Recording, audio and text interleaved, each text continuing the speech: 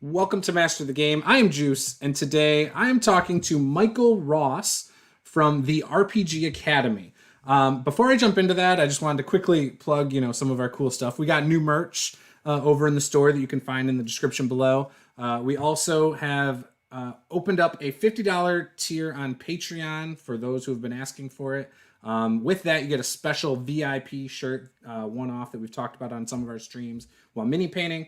So we got all that good stuff. But you didn't come here for all the little plugs. So before we get into that, I do want to say one more thing. Wednesday night and Thursday nights, we do mini painting on this channel at 8:30 p.m. Eastern. This week, we are doing something a little different. If you're a member of my Discord, we're going to share a screen grab from the Discord to show off your minis that you're painting with us during the stream. So Wednesday, Thursday, 8:30 p.m. Eastern until, we usually go to like 10, sometimes 11 p.m. Eastern, depending on how things are going. I will be painting for the first time as well. My wife obviously is the one who normally is painting, and it'll be a good time. So tune in for that.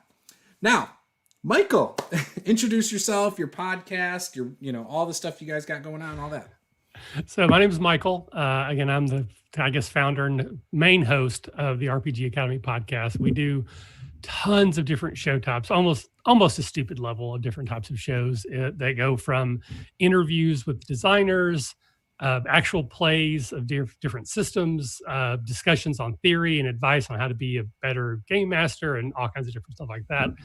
We also host our own convention called Acadacon, which is the worst name in the world because everyone thinks it's Arcadacon and it's video games, but it's not. But we do that in November in Dayton. But this year with the coronavirus, we are looking at doing a virtual one instead. So I do a lot of things, some of them fairly well. Yeah. So one of the things that caught my attention when we started talking about doing this is you guys have been nominated for a couple Annie Awards, correct? Yeah. We crazily enough, I mean, I'm as surprised as anyone, doubly so that we got two different nominations one year after the other, which again, and everyone probably says this, but the nomination is the honor. Once it goes to open voting, it's more of a popularity contest. And we didn't have the audience. We still don't have the audience to ever actually win one of those. But just getting nominated was a huge honor. And again, for it to happen twice in a row is pretty incredible. So we are very, very proud of that. Yeah, I think I would be too. I can't imagine. Did you guys go to the award show for that, or?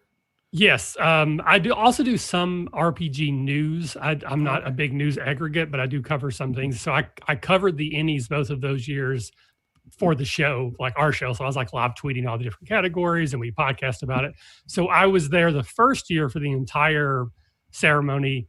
The second year, I had already scheduled an event before because the schedule for Gen Con comes out in most years before the Annie nominations are announced. So I had already planned to be somewhere to run a game, and then we were nominated. So that second year I showed up just long enough to find out we didn't win, and then I booked it over and ran my game, and I had someone waiting there who was going to run it in my place if we happened to win, and I was going to stay and obviously accept the reward. But sadly for me, we didn't win. But fortunately for the people, they got to have me run a game, and they seemed to like it. So win-win. That's not cool. Win. I guess we didn't win the Annie, so lose-win, I guess. Yeah, but it's a memory, right? Exactly. Yeah. Yeah. It's funny because I've got a lot of friends who obviously YouTube, but I have friends that are starting to get those silver play buttons for 100,000 subs. And I've been doing this since 2012. Some of them have been doing it for 2 years. And it's but I mean, their stuff's better. Like, don't get me wrong. Yeah. They've worked for it. But I'm always like, a little piece of me is like, I want one. I want one of those. So we've had a YouTube channel as well for probably 4, maybe 5 years now. But for the longest time, it was just rips of our podcast. So just have our logo and then the audio under it. Yep. But we've been doing the actual YouTube stuff for a few years now. I have 580 subscribers. I mean, we don't even have enough to monetize the channel. Not that enough to get enough views. So believe me, I completely understand looking at that subscriber count thinking, why not me? 100,000 subscribers, but apparently not me. Oh, I know why. I'm actually, it's funny. So my wife and I, because I've started doing more with her on the channel. Now we stream mini painting. My channel's seen so many variations over the years. I'm on my third rebrand. That I came up with this one 3 years ago though. This is stuck. This is sticking. Okay. But yeah, it used to be branded around like my username on like PlayStation, right? Like, because when I started the channel, it was just like, whatever. But yeah, so it's always just been that thing that I did it for fun, but now I'm starting to look at it a little different. I've got people that are very encouraging of different things. They're like, hey, you should try to do this and that, and I'd really love it if you did that. And so I'm getting a lot more viewer interaction the last, I'd say, 8 months.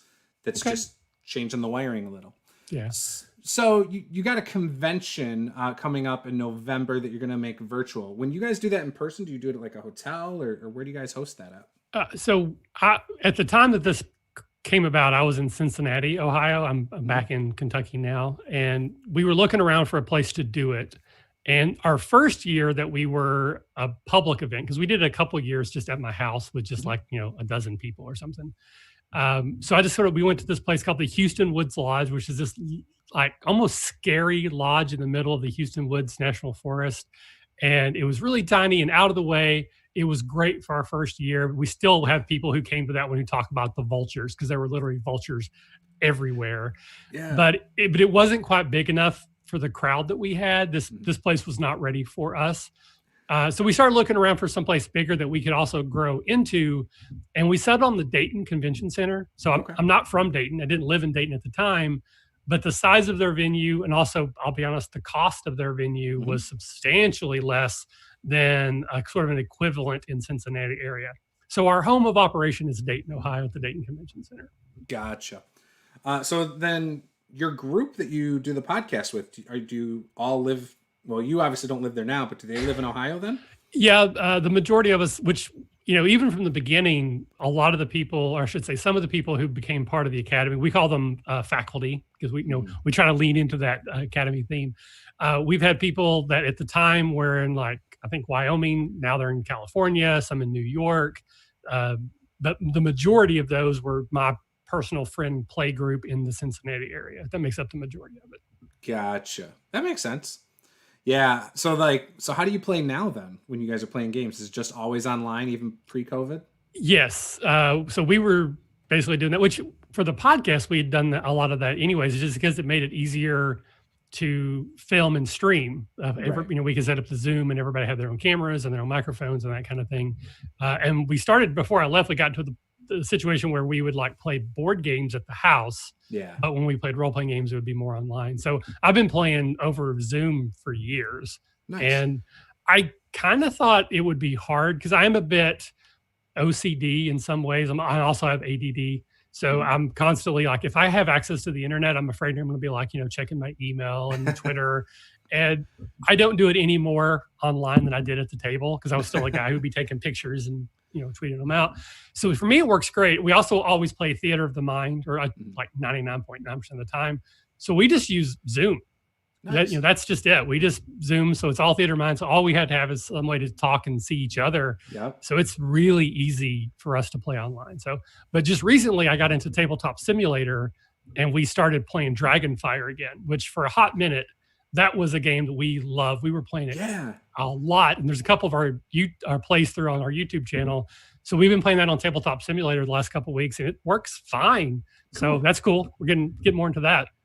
So I went to Gen Con 50. That's the only one I've ever been to. Okay. And we sat down with them to demo that or whatever. And that was a fun game. I've wanted it since then, and I still haven't bought it. But so it's based on a Shadowrun Crossfire system. Yep. Which... one of the things we do, we have the faculty retreat every year. We are also not doing it this year because of COVID. And that's where all the people who are part of the academy, and there for a while, we had a network for several years. So we had a bunch of periphery shows that were also part of us. And we go to Michigan and we just have a 3-day gaming weekend that's just us as, friends. Yeah. And one of the people that went to that had the Crossfire game and did a demo of it. And I loved it. Because I love deck builders. That's my favorite type of game anyway. But I don't really care about Shadowrun. And I left the table thinking, man, that was so much fun. I just wish it wasn't sci-fi fantasy version. And then months later, here's Dragonfire. I'm like, holy crap. So I bought everything for it. I mean, I had literally every expansion that was out. I think there's a few now, but we just were hardcore into that game. So it's a ton of fun, but it's hard. You lose a lot. But there's a few rule differences to Crossfire. It's actually a little easier. In Crossfire, you don't get any experience unless you win. In this game, you get experience as long as you get to certain levels. So you may lose, but you still get something that helps build your character up. So yeah, I don't know a lot of people who play Dragonfire either, unfortunately. Like I have a local store that carried the same box for a long time and just it never moved, you know. Yeah, it's a pretty weighty game. It's like, it's a little fiddly, complicated, but if you like D&D or heroic fantasy, it's very much a D&D game, but you don't have to think of it that way. And you like deck builders, it's great. It's just it's hard. It's something that does take a lot of time. Like you do have to put time and effort to build your characters and get them better. Yeah. But it's on Tabletop Simulator. It's in the workshop area, which basically means it's free. I have no idea how that works, and I hope that that's cool because it's there. I assume if it was like illegal, Catalyst would say something. Right. So, which I already own the game anyway, but you can play it for free. So if someone's interested in trying it out, go into the workshop area of Tabletop Simulator and try it. Interesting. Thanks for pointing that out. I might have to check that out later. Marvel Legendary is also in there, which is like one of my other favorite games. I love that game so much. And I've been playing it because it's just easier to deal with the tabletop because the way it's, basically when you're done, you can just flip the table and you don't actually have to sort all your cards again. Right. So I've been playing that just solo a lot. That's another game I've been wanting to check out. I keep seeing it on Amazon and I'm like, ooh, I should buy that too. There's so many things I want to buy. I love it. I know. Yeah, absolutely. See, I'm in I'm going to use the word fortunate position that everything I buy, I can say is for the Catacon game library. Right. Because the Catacon game library is my library. So I take all of my games up there every year. So anything I buy, I'm like, oh, I want that. Then I just include it in the Catacon expenses, which we don't make any money, so I'm still paying taxes on them. But it feels a little different when I can justify going, hey, I want that new game, but I'll put it in the Catacon game library. It's not just for me. I've started to do that this year too, where I'm keeping track of expenses and everything. Because again, I'm trying to treat it like it's its own entity. Sure. And then that way, at the end of the year, maybe I recoup some of the stuff for buying things, and now I could buy a little bit more. Right. That's kind of the thought process. And my wife encouraged me to do that. She's like, "Do that. Just make sure you do that." And I was like, all right. Yeah, absolutely. I mean, we are by no means a large channel, a large show, but I do get to count. When I go to Gen Con, I write off everything from expenses, my travel, my food, my hotel, everything, because I'm covering it for our show. Yeah. Again, we don't make enough money that I never have to worry about, like our deductions are always within the minimums or whatever, the standard, but it's nice to know that you can include that. Yeah. Yep. So some of your shows, I've seen a couple that stood out to me was like DM 101, and then obviously you play different campaigns. Most of them look like D&D. How many different shows do you guys have? First of all, too many, way too many. So they're divided into two main groups. We have all of our actual plays, and those are subdivided into 3 different categories. Oh wow! So we have what we call our campaigns, and these are our ongoing games, same GM, same players over time. We have had terrible luck because, again, we are a podcast, but we're not like a lot of the other podcasts that is almost like a business. Like this is just us playing and we decided to record it. Yeah. So everything that happens at a home table happens here. Someone moves away, someone gets bored, campaigns die. So like 90% of our campaigns just stop. Yep. We played 4 or 5 games. Everybody loved it. 100% of mine have stopped. I've never completed one in my life. We have one. We have one that we actually completed, and it was the first one we ever did. It's called Made Men, and it's great. But we were learning how audio worked, so some of them sound terrible. Some episodes are just lost. Like, so there'll be an episode in the first 10 minutes is me just going, I'm so sorry. I lost the last 2 episodes. Here's what happened. And so there's like 10 minutes of me recapping everything you missed because we couldn't find the audio when we got done editing it. So it sounds bad, but it still has something worse than the first Critical Role shows, though? I've never watched an episode of Critical Role, so I can't tell you. So obviously, they're the big dog on the block. Yeah, I know of them. But... Go watch their first episode or 2 for 5 minutes and just compare your audio quality. I'm sure it can't be worse than that. Yeah, or it's right on par with it. It could be very much on par. And that's one of the things that I did, and I'm sure tons of people who start podcasts have done this, is we tried to go cheap at first. Yep. And then we kept finding out that it wasn't working. So then we'd buy the next cheapest thing, and that would work. So I ended up spending literally thousands of dollars on audio equipment that if I had just went out and spent $300 day one, I would have saved all that other money. So it's like now I think I have pretty good audio. A lot of our shows have really good audio, but it was a climb to get there. Yeah. And again, this was me back before we even had a Patreon to help supporting this. Was just me buying stuff, and because I was trying to be cheap. I buy the cheapest microphone I can. We have one episode where it's just one blue Yeti in the middle of a table with like 4 people. Yeah. And I know I'm not the only one that's my in-person games. We do that because I don't have the budget yet. But we don't have to cover it now, but I can help you. There are some very reasonable solutions, but you're going to spend more now because everybody needs their own microphone. Like, period. Yes. Just hardcore, you have to have one microphone for everybody. I'd eventually like to get the ones that clip on. So, like, whether they move or whatever is not a big deal. They don't have to worry about being too close or too far. Oh, okay. So, that's the goal. So funny enough, again, I'll just share some of our stress with you. is we went through a while where I actually had taken headphones. Yeah. And some of those clip microphones, and I had attached them to a boom arm that I duct taped to the headphones. Because what would happen is, I've been doing this for almost 10 years now. I have pretty good mic discipline. I'm from Kentucky. I can't pronounce words. I don't talk well, but I have a pretty good volume, and I can usually face my microphone pretty well. But my players, God love them, would like turn away and have conversations between each other. Yeah. And then in the middle of an important role play scene, I'll lose half their audio.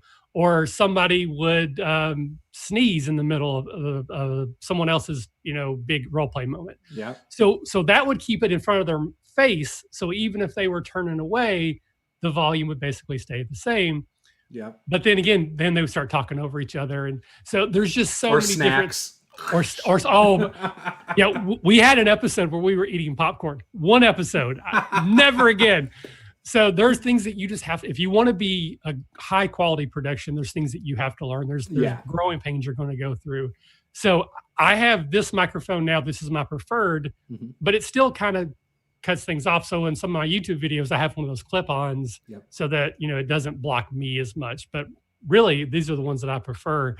But then again, you have to teach your players to make sure they don't turn away and that kind of stuff. So everything you do is going to have pluses and minuses. It's just which ones you can deal with. So sorry. So campaigns, again, are mostly D&D, though they're not all of them. Right. One of my favorites. Ghost of Saltmarsh right now, right? That is our current one. It's also live stream. So we do a live stream every other Wednesday on our Twitch and YouTube channel. It's simulcast to both. And Tom is the one that's running that. We also just introduced sort of an adjacent campaign from a friend of the show who was part of us years ago. It's a Fate hack that he's developed in the Kobold Midgard world called Stranded in the Southlands. That's brand new. It's only got 3 episodes. So it's a Fate game. Actually, I think it's Fae in particular. But most of our campaigns are D&D or D&D adjacent. Gotcha. Then we have what we call field trips, because again, we're trying to lean into that academy wherever we can. Right. And these are basically one-offs of various game systems, various DMs, various players. It's 1 or 2 episodes, just like one session maybe. Yeah. And we've had like the old Marvel Face Rip. We've had some Fate. I think we had Dungeon World in there, that kind of stuff.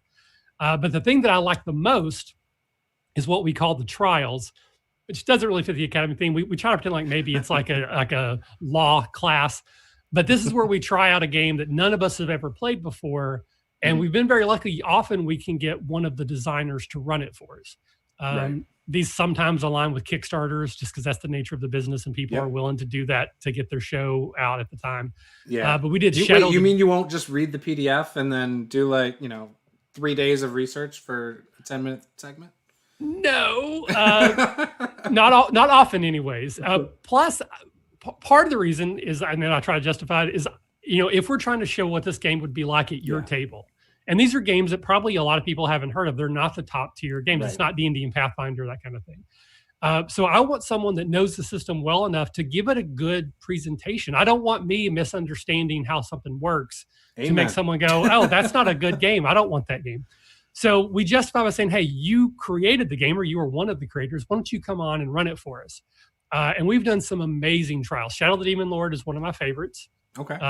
Rob Schwab, who was on the show, didn't run that game, but one of his hand-picked alpha, beta testers, someone who had been with him throughout the creation, ran it for us, did an amazing job. We did Faith, which is a science fiction RPG from this designer overseas. Great bunch of people. It's a really cool game. It uses cards. I love that game. We did Threadbare, which is where you play broken toys after like the apocalypse, where there's no humans left in the world. So Mask, it's like post-apocalyptic Toy Story.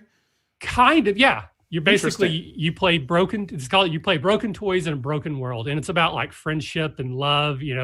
That's what you're trying to accomplish. Cool. It was a ton of fun. One of my favorites is Masks, which I'm a Young Justice fan, and we got one of the designers, actually the main designer, Brendan, to run this game. Is one of my favorite trials we've ever done. So if you have any interest in systems that aren't some of your top tier, go to our trial section, and we have, I think there's like 15, 20 of them on there. They're all one-offs one shots of different games. A lot of them, not ones maybe you've heard of. And then the other side is all like the GM theory. Those are what we call faculty meetings. Okay. Originally, they were called dungeon talks when we first started. Then we turned them into table topics. Yep. But then we got shut down by iTunes because apparently there's a party game called Table Topics and they didn't want us using their name. Please. So now they're called faculty meetings. But if you go all the way back, you'll hear us change the name in them, but they're all the same thing. These are our GM theory advice. Right. Those are the ones that got us nominated for the Ennies. This is us trying to help you either start to become a DM or a GM, or maybe give you some ideas on how you can do certain things better. A lot of it's high level theory. Like we don't believe that there's a right way. Again, I think you can read our logo. If you're having fun, you're doing it right. So that's I'm never going to roll stats in the chat, and I are the same way. So we always, our phrase is play and let play. Like if you're not playing in their group, let them play their way. Kind of right. No one's going to come into your house, kick your table over and tell you you're doing it wrong. If everyone at your table's having a good time, you're the best DM in the world because you're the one running the game for those people. I appreciate that. So that's kind of been our motto almost since the very, very beginning. So we're never going to say, here's how you do this. Here's what we did and here's what worked about it. Or often, here's what we did and it did not work. Mm-hmm. And let's talk about why it didn't work so maybe you can do it better at your table. So I think faculty meetings are kind of the bread and butter of our show. And like a lot of people who listen to us, that is what they come from, or come for, I should say. Then we have Detention, which is a banner behind me. This is our live talk show. It's a little more laid back, a little bit more adult. Like, we curse a little bit, and, but it's generally still RPG related. We have Movie Days, and also called Film Studies. They sort of changed the name partway through, and that's where we bring on people. We watch a movie together, and then we talk about how we could use the story elements to maybe inform a game, or how you would run a game that's like that, like it's a mystery or murder mystery or whatever. Right. We have synergy sessions, which are where I take a pack of Magic the Gathering cards and we open them and we try to create an adventure using those cards. I love that. I've seen people do that before, like online and stuff. I'm like, oh, that's a cool idea. We have a couple of our YouTube videos is me doing that. Some of our audio only are that as well. Most of the DM 101s you mentioned are that. That was that show type has kind of died, unfortunately. Gotcha. But the last thing I'll mention, because again, I'm probably talking too much about it. There's one series of episodes called GM Masterclass. Okay. And I think this might be the best thing that we've ever done. So I took an actual play that was featured on the One Shot Network, which was the Legend of Five Rings game, which I got to be a player in. Nice. And I sat down with the GM and we listened to the audio, and you can hear the audio as the audience, but then we pause it and I have the GM talk about what just happened, why they made the decision they made, how did they react to something that happened. And it's effectively a DM commentary a director's commentary of an actual play game. So if you're interested in like high level, how a really good GM ran a game with some absurdist players trying to, be silly, it's phenomenal. It's an 8-episode series. You get to hear the audio from the actual play, but we pause it. We talk about what happened and why decisions were made. And I cannot suggest it highly enough.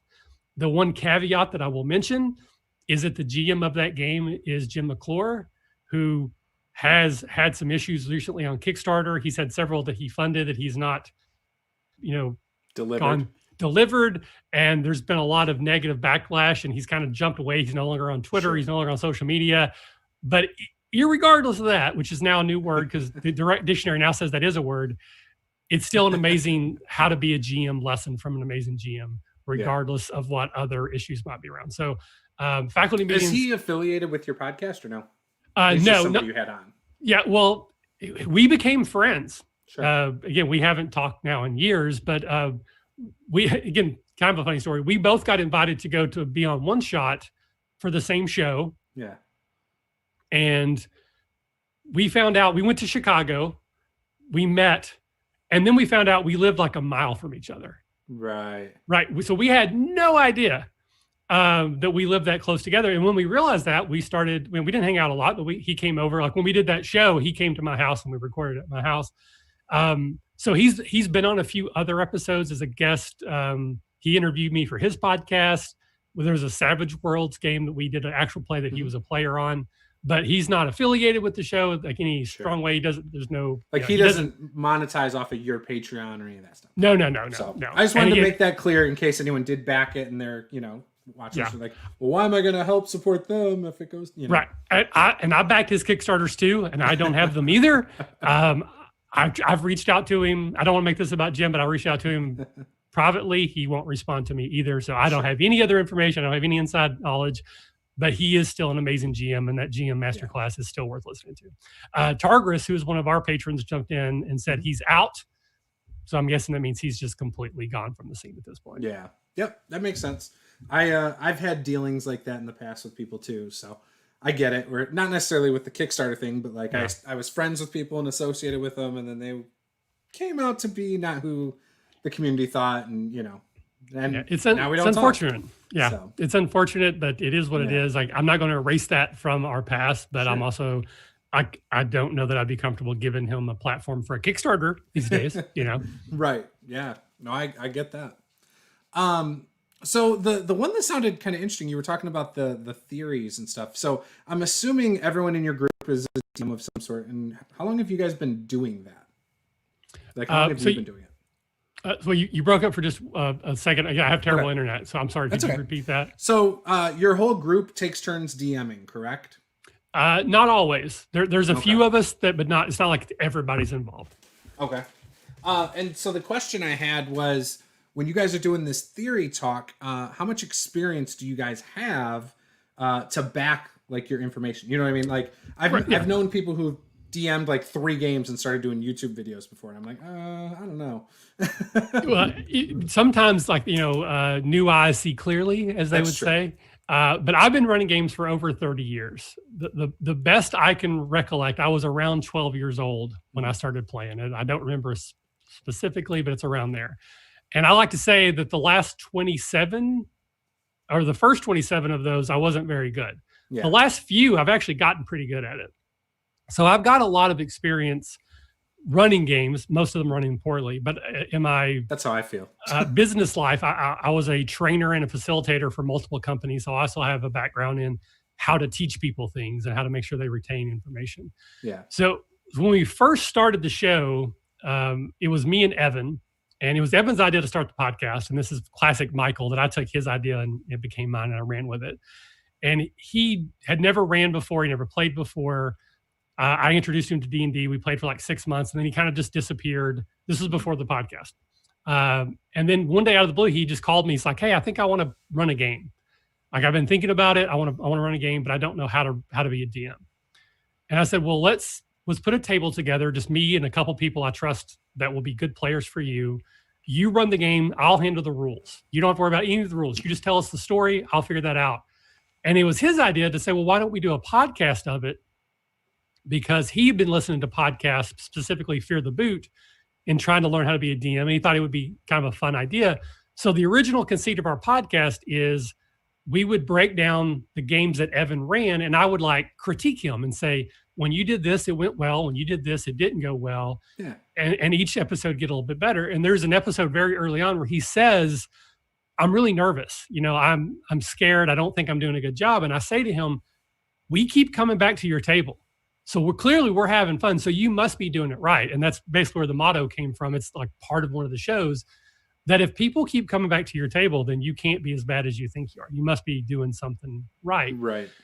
So we did this for about a year, and then life kind of got in his way, and he was getting married. He ended up having a kid. He got a new job. So he stepped away from the podcast. And in between that time, Caleb, who was just a listener to our show, sent me an email, and he's like, hey, I listened to your show. I like it. I would like to do some writing for your podcast. Would you mind like posting articles that I wrote? And I was wanting to get more written content on the site, and I'm really lazy, so I didn't want to write it. So I'm like, sure, send me some samples. I want to make sure you're not an insane person, and that, you're not going to write anything I wouldn't want on our site. He's a great writer. So we started posting some of his stuff. And then when Evan stepped away, I just reached out to him. I was like, hey, I'm going to need to fill in podcast hosts. Because originally Evan was only supposed to go away for a few months and recuperate. And then Caleb was my host for like 5 years. And now he recently, life got in the way. He got a promotion at work. He has a new child. So he stepped away on an extended hiatus. And now Tom has stepped in. Tom's been around for like 3 or 4 years. Caleb has been around for like 12 or something. So we have a variety of styles. Caleb is very crunch heavy. Like for a while, our kind of nicknames was he was Professor Crunch and I was Professor Fluff. Sounds dirtier than I meant it, because I'm all about the story and he's all about mechanics. Like I really don't care if we follow the rules or not, and he's a stickler for that. So we kind of approached it from those two angles of what's best for the story, and then how does this actually work if you're legitimately trying to run a game and the math behind it works. So I feel like we've had a really good frame of reference and different points of view coming at the story. Me as a grizzled veteran, and Evan is someone who didn't know anything, to Caleb, and now more with Tom, where he's still new, but he's obviously a very intelligent guy, but he doesn't have the years of experience that I do. And I think we bounce off each other quite well. Yeah. It's funny, in the chat, they're like, really, the problem is children. So I've moved. I understand the moving thing. So since I started my channel, I've lived in, and that was 8 years ago, probably 10 different places. Okay. So, it's like almost every year on average we move when it comes down to it. Like, but some of them are just transitions before we get into our actual place. You know what I mean? So like we've been in this place for almost 2 years now. We were in our last house for 2 years, so, it's just little transitions here and there. But every time it's so disruptive, because then I got to reset up all my equipment, all my gaming stuff. And so I understand real life getting in the way of all that, especially since I'm usually the one running the games. Lately, because we do it all online, even pre-COVID, we've started bringing other people on to run games, and my wife and I will just jump in and play, and that's been awesome. So like we played 7D System a year and a half ago. Recently played Call of Cthulhu in a one shot. We've played what was the Warhammer, Fantasy Flight Games, Star Wars, like all these different games that normally wouldn't have had the chance to play. Right. It's awesome. So, and that's something I want to do with my channel. I want to like expand it to bringing people on to run their games of choice or whatever. And like you said, it would be cool to bring in writers occasionally. Like I have a blog I haven't touched in like a year. I'm just inconsistent. I'm not a good writer, and I'm lazy about it. So, and I know I am. Yeah.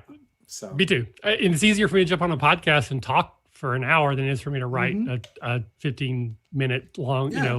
I'm just not as comfortable with it as well. And again, I'm from Kentucky. I'm a product of the Kentucky educational system. I don't use words right. So sometimes I feel like I kind of have like a folksy sort of, presentation. So people will kind of gloss over it more when I talk. But if I write out things, one of the things I did write for the site that I really like, and it's something I believe in heavily, is that we should do less skill checks. But apparently the word I mean is fewer, because I wrote less skill checks when I posted on Reddit, and you would have thought I murdered someone. Wait, what? There's a difference? Yes. So apparently saying you need less skills checks is different than fewer. Fewer means less of them. Less skill checks could be like lower numbers. I don't know. I got ripped to shreds because I didn't. So it says fewer now if you go find it. I went to a great school that has a 98% going on to further education rate. That whether that's trade schools, colleges, whatever. I don't know what it is beyond that, but only 2% of the kids did not go off to college, right? They graduated with me. Now, I'm probably one of the lowest 5%, like that barely squeaked through, which is true. I probably was the bottom in my class. But yeah, no, I wouldn't have known that. I didn't either, but I learned that lesson quickly. Reddit, thank you for making sure I didn't do that further. Reddit, man, I hate Reddit. I do too. I can't deny that if I post something on Reddit and it doesn't get burned to the ground immediately, it has a huge impact on how many people will look and read something or listen to something. Yeah. But I don't like going to Reddit, and I try to avoid it whenever I can. I haven't promoted to there in 4 years. we were like every now and then I'll post one. Like I started a new podcast. It's not related to RPGs. It's about the TV show Smallville. Oh, cool. Because I rewatched all 10 seasons in like 3 months during the lockdown. So I just started a project for that. And I had a friend of mine post it for me. So it wasn't me self-promoting because Reddit hates that. And that's probably the last thing that I have promoted on there. Yeah. I did remember too, I hate to go back to this, but one other show type that, again, because I have so many. Show and Tell is another that people should check out if they're interested. This is where we interview a designer, often about a Kickstarter that's currently running. Yeah. So we get to talk about what games they're working on or things that they've worked on in the past. So we have a whole bunch of show and tells that are out that people might be interested in. And now the Kickstarter is over, so we're not even trying to get you to spend money. It's just an interesting conversation with hopefully someone who's interested. It's interesting, hearing you talk about a few things. Like, so going back a little bit too, I am totally the most insecure person when it comes to running games ever. Like I think I'm terrible, but I love the whole thing that you told your friend that, hey, if people come back, they like it. Like so I'm running Descent into Avernus for some big YouTubers like WASD20 and the DM Lair and Mini Terrain Domain Jake. And so I am so critical of myself to the point where afterwards I'm like, oh, I screwed this up. And I'm talking about it with them and they're like, dude, we didn't know that. But now we know.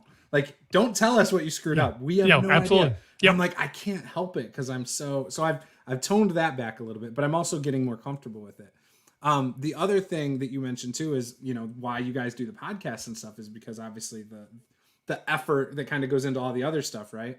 Like, that's why I found like my interviews are doing well because again, I don't have to sit here and put hours upon hours into post-production and, because that's some work, man. And I respect the hell out of people who can be patient enough to do that because that's not me. I got 3 kids and a wife. The better audio you start with, the less editing you have to do. And it's just, we went through a period where I was kind of just over the top on my editing. I was very critical of myself. And I've just realized that like your audio needs to be good, but the difference between good audio and great audio is kind of minuscule, especially to the general audience. Most people don't notice it. Yeah. Right. Most people aren't going to notice it. I will, and I'm still very critical of it myself, but I've done less editing the last couple of years than I did those first few because I feel like it's good enough. Yeah. And it just for my own state of mind, it gives me more time to do other things. But yeah, I'm a huge believer in, DMing is kind of a performance art. And some people are going to excel at different things than others. And, some of us might be really good at just the table presence where we can draw people in and get them excited about the next words, the next line, the next revelation. But like for me, I can't run a good combat to save my life. I frankly suck at it. So it's kind of somewhat famous around my circles that I don't do a lot of combat. And when I do them, they're usually really quick and dirty. Like it's against 1 or 2 bad guys. Like I'm not going to have 40 archers on a hill, 2 goblin, ogres coming in here and like tanks. And, on the 7th round, an airship's going to fly in. That would be a disaster of epic proportions. So my fight is more it just like, hard for you to keep track of it all, or what is it that sucks in your mind? We play by theater of the mind, so it would be difficult to keep track of everything. Yep. But I find combat to be like the least interesting part. Like I love D&D. It's my favorite game. I think combat's boring most of the time. So I kind of want to get to the next part. I want to find out. So for me, you want the story. You want the adventure. At the highest level, I think the decision of whether you go into combat or not is more important than any decision made once combat starts. So like example, because I do some DMing like not workshops, but seminars at Gen Con. I usually do a DMing 101 seminar. And the example I always use is, let's say that you're on a secret mission. Your characters have been given a mission by the king or the queen of this kingdom that says, you have to go from here to here and no one can know what you're doing. The entire stake of our kingdom rests on your secretive mission to get from point A to point B. But before you get out of the kingdom, you are captured by that own kingdom's guards who don't know that you're on this mission. And they're going to arrest you if you don't tell them what you're doing. So now you have the decision.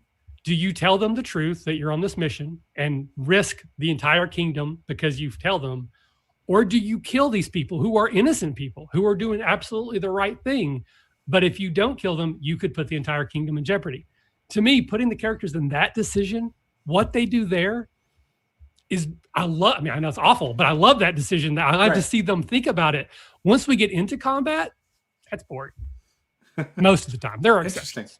So being a huge action movie fan, like I love cinematic combats, like role-playing out combat. Like not just I run up and hit it with my sword. That's dull as hell. If that's all you're doing at your table, like let's keep combat like to a minimum. But if you have players and a game master, dungeon master that are like really getting into the descriptions and the flavor of it, and that's more important than the numbers on the dice, I'm gonna have more fun. Like, I jumped off of this and that, like that. If you can paint a really cool like Hollywood scene for me with combat, I'm all in. That's what I want. Like that for me beats any other kind of role play. Beats anything. Yeah, but I do like a mix. And I do still think it's fun to do combat on occasion, but I like there to be a reason that we're doing combat. It's not just random encounters. Yep. Even if I do a random encounter, it's not really random because it's there for a reason. Yeah. But the reason may be that I want you to feel like it was random because I want you to think that you're in a dangerous area that you have to be on guard for, even though it was actually a planned encounter. Yeah. But it's also one of the reasons why I do theater of the mind exclusively when I run, because it is easier for me to be that descriptive and make it feel cinematic when I'm not dealing with maps and minis. I don't think my way is better. I guarantee there's people who could run combats on maps and minis that I would drool for. Yeah. But it's not my strength. So I focus on my strength, which is theater of the mind style combat. Right. Again, there's no right way of doing it. If you're doing maps and minis and your players love it, you did perfect. No need to change. I love maps and minis personally. If you do theater of the mind and your players love it, then you did a great job. Keep doing it. I'm a big believer in that. I do hand wave stuff because when people get maps and minis out, they're counting squares a lot of times, right? Mm-hmm. Like if you're a square away, just go the whole direction. Let's keep it going and let's have some fun. Let's not worry about the exact specifics of placement, right? Certain things like that. Completely agree with you, but I would counter with that for some players. Yep, that's the fun. Yeah, like the idea that I'm a rules lawyer. Yeah, but I mean, but that doesn't mean that that's fun for you, but it can be. Yeah. And roll stats, yes, we did just become best friends. But for some players, the idea that if they move this turn 7 squares this way, and next turn that means they can charge and use this ability, and they take out the thing, and it works, or if it fails because of something else. To them, that's fun. Right. And I don't want to say that their fun isn't as worthy as anyone else's. It's just not fun they're going to find at my table. Yeah. Like if that's what you want from my table, I'm sorry. It's just probably not going to work. But I think that's cool. And I think too many people have a feeling that this is like a negative. Like if I say, maybe my table's not right for you, it's not me, it's not you, it's me type situation. Especially because of online gaming, you can put together a table of people who are perfect for your type of game. And, I grew up, when I started playing when I was 12, I played with my 3 best friends. And they did not want anything from the game that I wanted to give them. And that's why those early games were so awful, because I was trying to do a thing and they wanted to count squares and kill stomp monsters and get treasure, and go kill bigger monsters. So relatable. But it took me years before I was mature enough to realize, I'm good at this. I'm not good at this for what they want from me. Right. So they would have more fun at a different table, and I would have more fun with different players at my table. Yep. It's cool. Like we have friends that we watch football with. We have friends that we go to the movies with. We have friends that we do picnics with. I don't invite all 3 of them to all the same things. So it's okay to have a group of friends that 3 of them are your D&D friends, and one of them just isn't. Yep.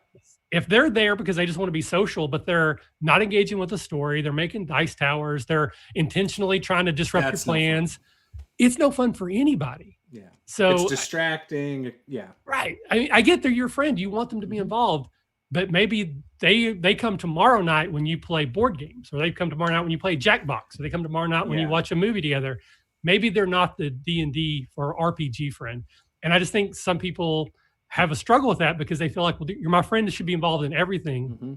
And I think your games will be better if you... The worst is when they lie to you about it. Like, if they're not into it, just tell me. Like, I can handle being told, hey, D&D's not for me, or your style game doesn't fit me. I've had people do that. I would rather somebody tell me that than say, oh, I don't know if I have the time to play anymore.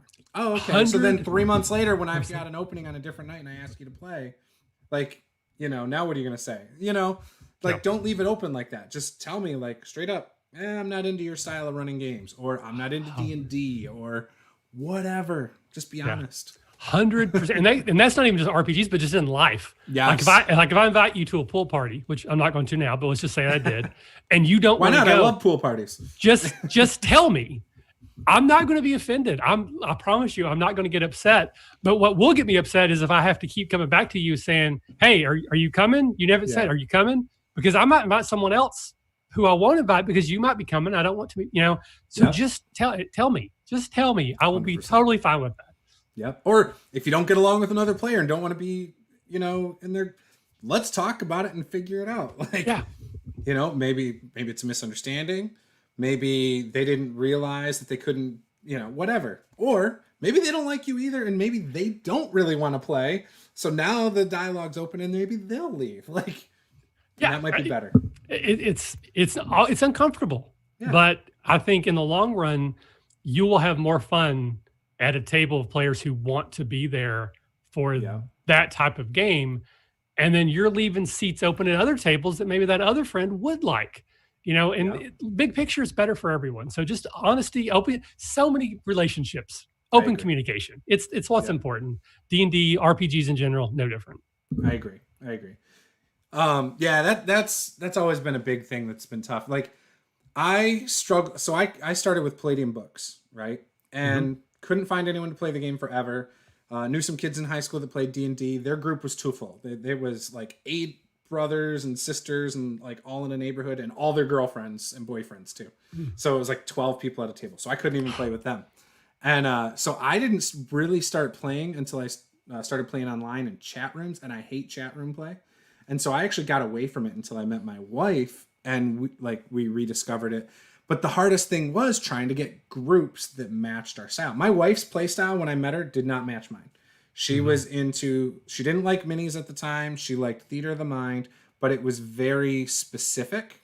Like, whereas me, I'm more like, you're close enough, you can hit it. You know what I mean? Like more loose.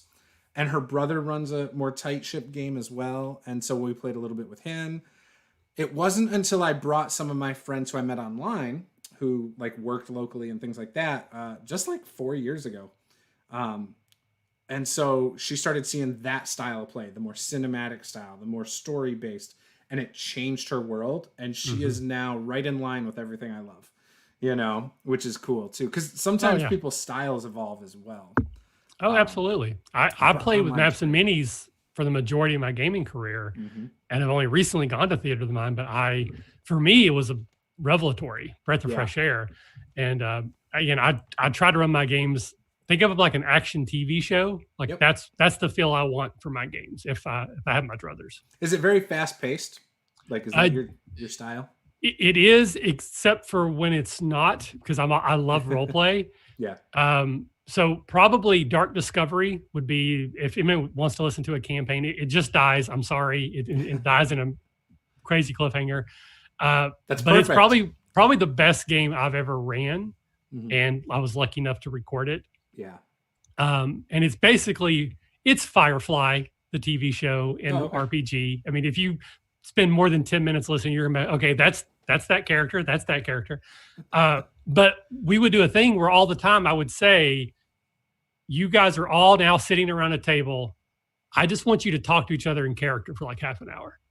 And so we would slow it down, and we would just be these role play scenes, because I wanted there to be role play scenes, but it wasn't happening organically.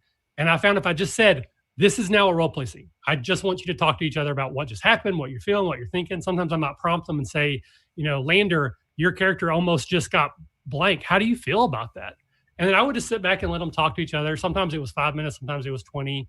But I love those moments where it's slowed down, RPG or RP heavy, just sort of interacting, sitting in the moment. Yeah, you're just there. And then we would go through like this, and this is happening. I actually like splitting the party on occasion when you can rapid fire between them. It's like, okay, like we get to this big moment here, but let's jump over here. Again, it's like a TV show. I'm cutting. It's the moment where Mal is about to get killed. Then you cut over to see what Zoe's doing. Then you come back to Mal, and So Dark Discovery is one of like all the campaigns I ran, I love them. I think they all have value to them, but Dark Discovery is special in my heart. I'm really sad that it died, and I have hope that someday I may be able to go back and finish that, because it's incredible. Maybe you can do it at a convention or something. Yeah, that would be cool. That'd be cool. Yeah. So that I know of one. Yeah. That little tactic that you had there where you'll pull the RP out of your players. Have you found that that's made them take initiative and do that themselves now as well? Sometimes. I think because of the way, because this one was a podcast. So it's like we all sit down at the table knowing this is being recorded for other people. So I think, it was easy for me, more of a director, to say things like, okay, I want this to be a role play scene. But before this, I would do it at campfires, because in Dark Discovery, they have a ship. It's called the Dark Discovery. So basically they'd sit around the galley. But like if you're traveling through the woods in a regular quote unquote D&D party, I would say, okay, the campfire tonight, that's going to be our role play scene. Just talk to each other. Yeah. Now, if it happens organically because they're talking to a magistrate or an NPC and they start going off, let them. Yep. One of my sort of tips of DMing is the players will tell you what they want to do, because it's what they do when you're not telling them to do something else. Right. So if I find that they're really enjoying just talking to each other or talking to an NPC, then I don't want to jump in and push them to the next scene. Like, okay, in my head, I want to get to the scene where the thief attacks, or they find out that so-and-so was secretly so-and-so somebody else. But if they're enjoying what they're doing, I need to just sit back and just let them go until I start to see there's a natural lull, and then lean back forward and keep the story going a little bit further. So again, I have a ton of DM tips. Obviously, I've got 9 years worth of podcasts of them, but one of the big ones is the DM talk less. Yes. Most games, if you I'm working on that for myself right now. It's, to be a DM, generally there's a certain type of personality that falls into that role. You're probably talkative. You're probably someone who will comfortable with the spotlight. So it's natural, and especially you feel like you're leading the group.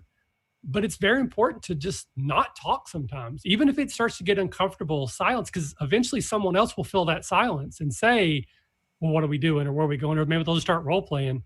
So one of my big tips is talk less than you think you should, and listen to what your players are doing. And if they're having fun, then just keep not talking. That's a great tip. Yeah. Chance asks a question. He says, any tips on promoting character development for PCs? So, well, it sounds like you're trying to tell players that you want them to evolve. Like you're telling a player how to handle their character. It sounds like wouldn't you assume that based on that question? I don't know, because I think in most stories, characters change. Over, especially like fantasy stories, novels, there's going to be change. A TV show, they almost always reset back to standard because they can't develop too much. But I think in our fiction stories, we like for our characters to grow. Yes. And I think that comes from character creation. Where do you see your character going? That doesn't mean that's where they're going to go. Right. But where do you see them going to?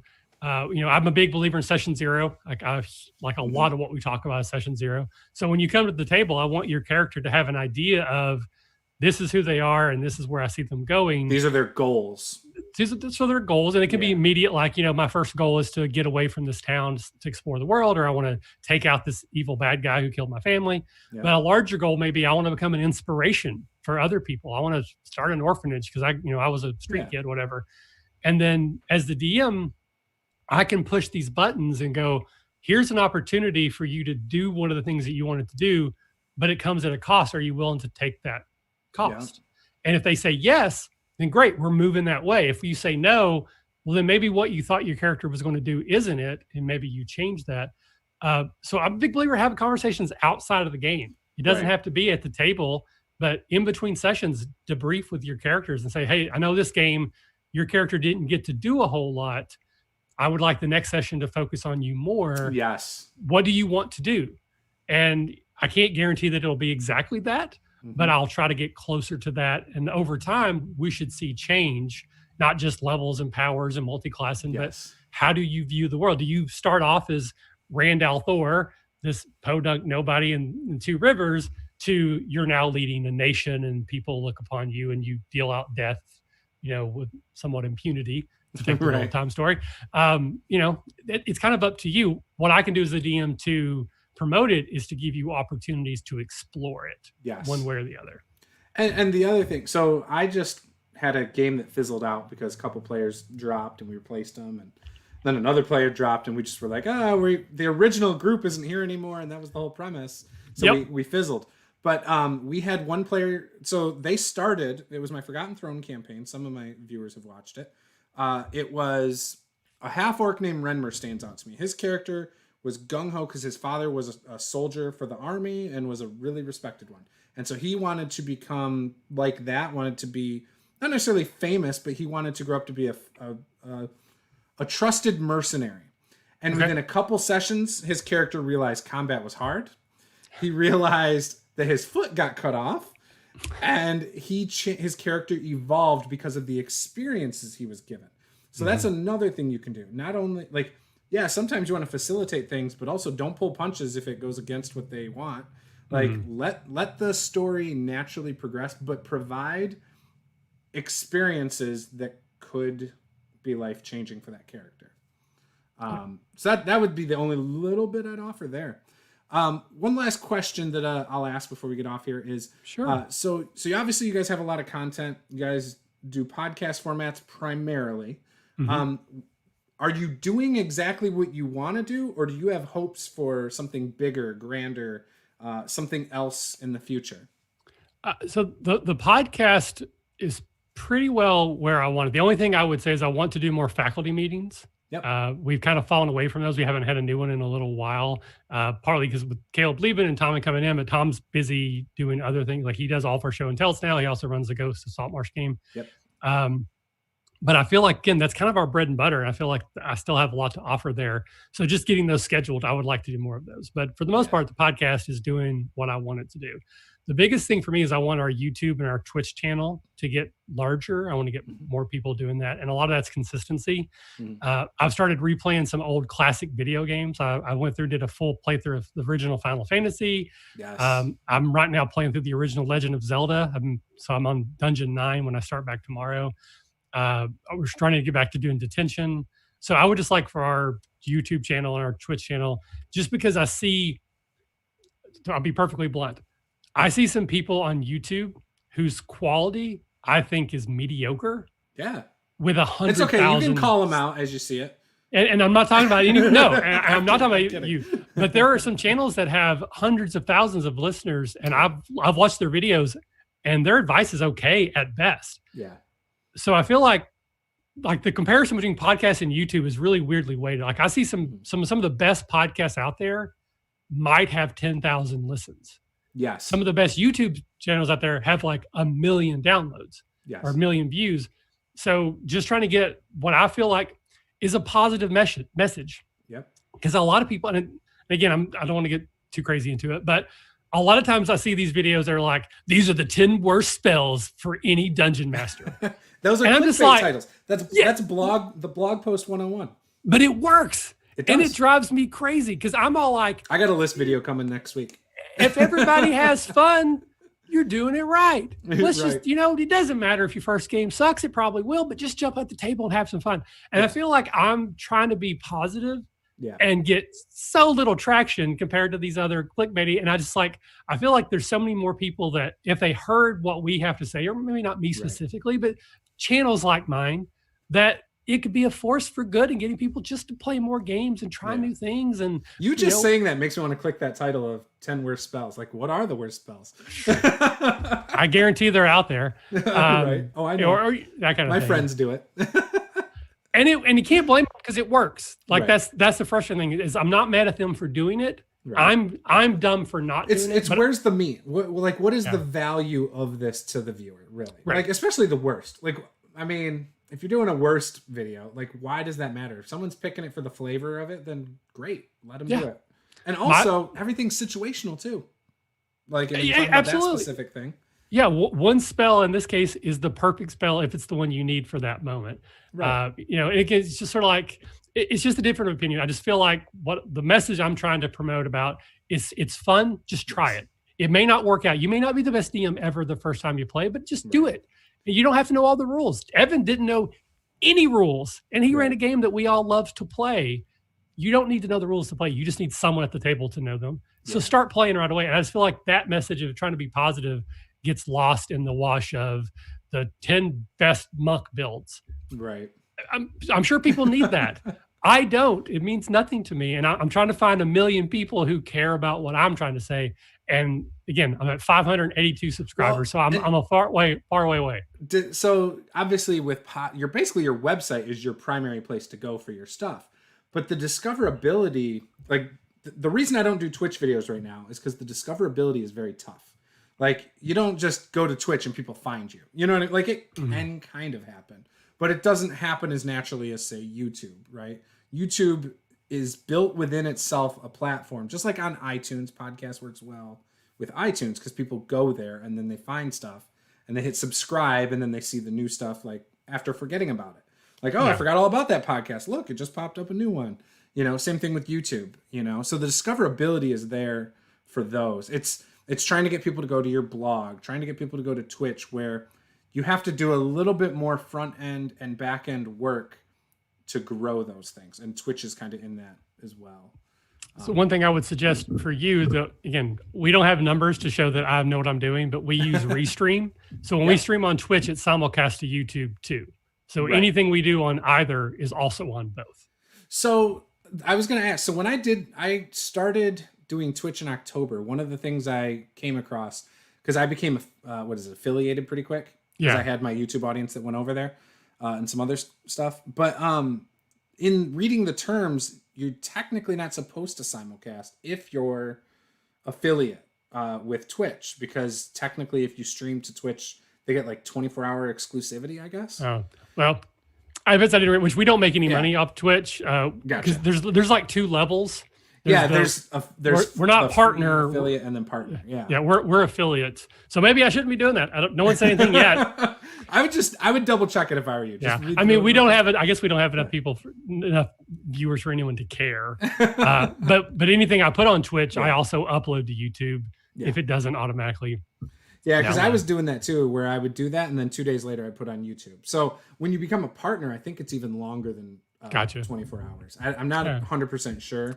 All right, I'll look into it, but again, no one said anything yet. But maybe if I start getting more viewers, people would care, so I'll have to pay more attention. But thank you for letting me know. I thought I was going to teach you something, and in fact, you taught me, and that's how DMing works. I thought this was going to happen. The players did something unexpected and made it better for everyone. Yeah, because honestly, I like streaming to Twitch more. It flows better. Like I don't have as many technical problems as streaming it to YouTube. So yeah, but my audience is on YouTube. I've got almost 3,000 subs, and I've got 150 people on Twitch following me. So it's big difference. Yeah, no, definitely. We're 582 and 444, so our numbers are pretty close together. Well, you're simulcasting. That's true. They're about the same. Yeah.